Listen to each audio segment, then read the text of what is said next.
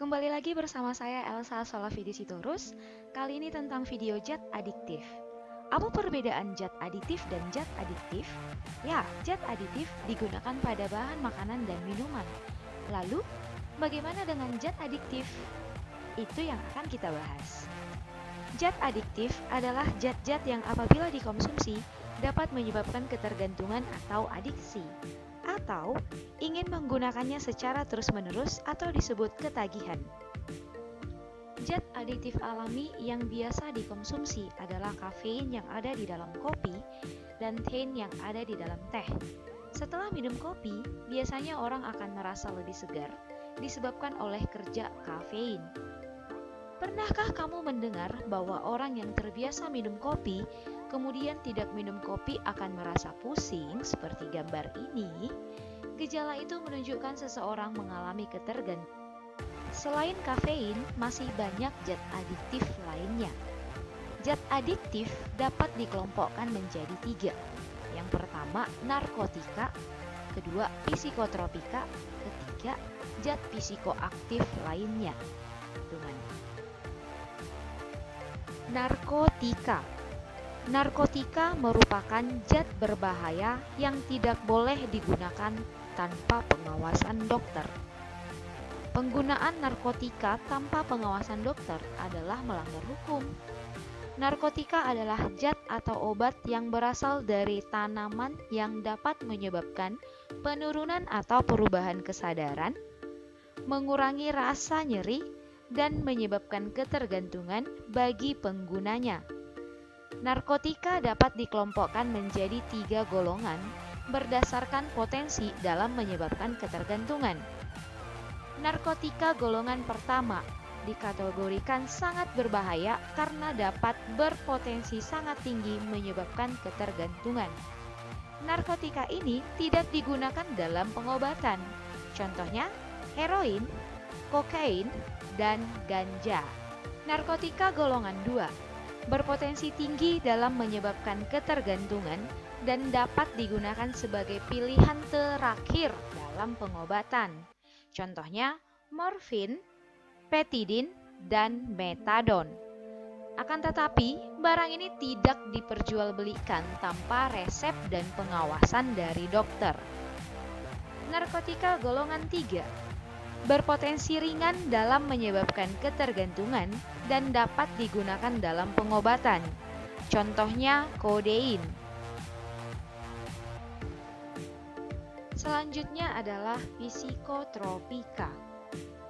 Psikotropika adalah obat yang bersifat psikoaktif yang mempengaruhi mental dan perilaku pengguna.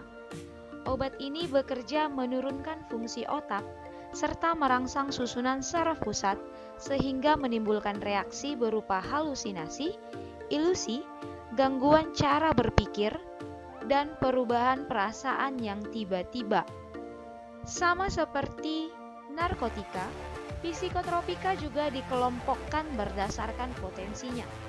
Kelompok yang pertama atau golongan pertama merupakan psikotropika yang berpotensi sangat kuat menyebabkan ketergantungan. Contohnya adalah ekstasi, LSD, dan DOM. Golongan kedua yang berpotensi kuat menyebabkan ketergantungan dan sangat terbatas digunakan sebagai obat. Contohnya amfetamin, metamfetamin, fenisiklidin, dan ritalin. Golongan ketiga psikotropika berpotensi sedang, penyebab ketergantungan, dan banyak digunakan sebagai obat. Contohnya petobarbital. Dan golongan psikotropika terakhir, golongan 4, berpotensi ringan dalam menyebabkan ketergantungan dan sangat banyak digunakan sebagai obat.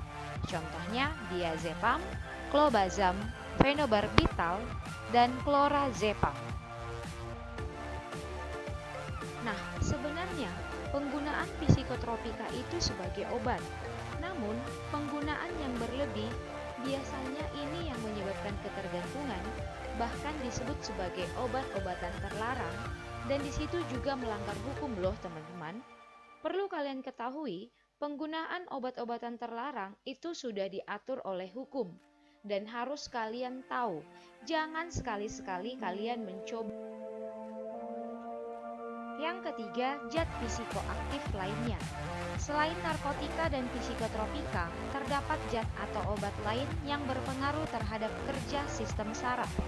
Jika disalahgunakan atau dikonsumsi dalam jumlah besar, dapat menimbulkan dampak berbahaya bagi kesehatan tubuh.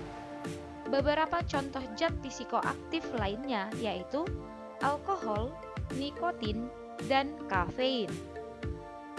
Alkohol. Jenis alkohol yang banyak digunakan yaitu etanol.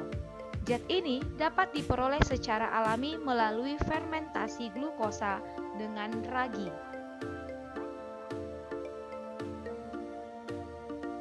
Bila seseorang meminum minuman beralkohol, maka kandungan alkohol dalam darahnya akan tinggi, yang menyebabkan orang itu mabuk dan mengalami penurunan kesadaran. Oleh sebab itu, orang yang mabuk tidak boleh mengendarai kendaraan. Selain etanol, salah satu jenis alkohol yaitu metanol, yang digunakan pada industri sebagai pelarut zat tertentu. Dalam kehidupan sehari-hari, metanol dikenal juga dengan nama spiritus. Zat ini sangat beracun dan bila terminum dapat memutuskan saraf mata, sehingga orang dapat menjadi buta, bahkan meninggal dunia. Yang kedua, nikotin. Nikotin terdapat dalam daun tembakau, dan ini biasanya digunakan sebagai bahan pembuatan rokok. Akibatnya, orang yang merokok dapat lebih tahan kantuk dan lebih aktif. Namun demikian, merokok berbahaya bagi kesehatan karena dapat menyebabkan kanker tenggorokan dan kanker paru-paru. Nah, coba kamu perhatikan kemasan rokok ini. Pada kemasan rokok terdapat peringatan, merokok dapat membunuhmu. Selanjutnya, kafein. Kafein merupakan zat yang secara alami terdapat dalam kopi. Selain ditemukan dalam kopi, kafein juga ditemukan pada teh dan dikenal dengan tein. Namun, kadarnya tidak sebanyak kafein dalam kopi. Meskipun kafein merupakan zat psikoaktif, namun tidak ada larangan dalam penggunaannya. Umumnya, kopi dikonsumsi dengan tujuan agar tidak mengantuk. Hal ini disebabkan karena kafein menjadi stimulus yang mampu meningkatkan kerja otak. Mengonsumsi kopi tidak dilarang, tetapi tidak dianjurkan untuk dikonsumsi secara berlebihan. Cara kerja zat adiktif di dalam tubuh. Para ahli telah menggolongkan cara kerja zat adiktif di dalam tubuh. Yang pertama, stimulan, depresan, dan halusinogen.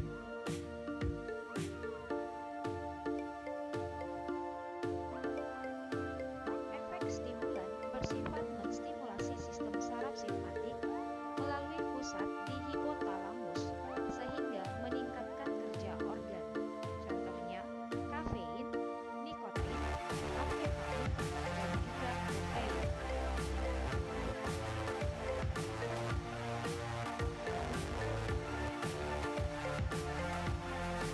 Efek dari penggunaan stimulan adalah menghambat perasaan lapar, menurunkan perasaan letih, menurunkan kebutuhan tidur, memicu kerja jantung, serta meningkatkan tekanan darah dan meningkatkan laju pernapasan.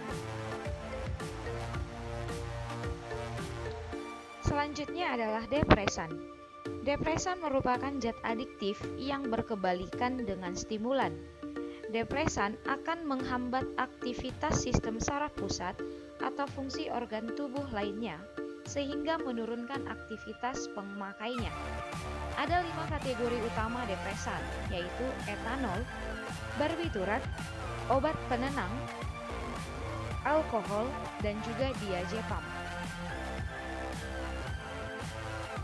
Efek penggunaan dari depresan yaitu perasaan menjadi mudah labil, bicara tak karuan dan tidak jelas, mudah tersinggung, daya ingat dan koordinasi motoriknya juga menjadi terganggu. Yang ketiga adalah halusinogen. Halusinogen merupakan psikotropika yang dapat menyebabkan halusinasi atau membuat orang berhayal. Halusinogen meliputi ganja, LSD, THC, dan LSD. Coba perhatikan gambar ini. Nah, efek dari halusinogen ini seperti obat bius, membuat orang menjadi berhayal dan berhalusinasi. Ciri-ciri orang pengguna halusinogen yaitu keringat berlebihan, pupil mata membesar, pandangan mata kabur, terjadi gangguan konsentrasi dan juga halusinasi.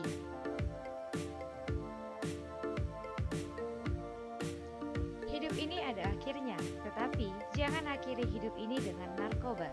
Ingat, narkoba merusak badan kita. Demikian video ini, terima kasih.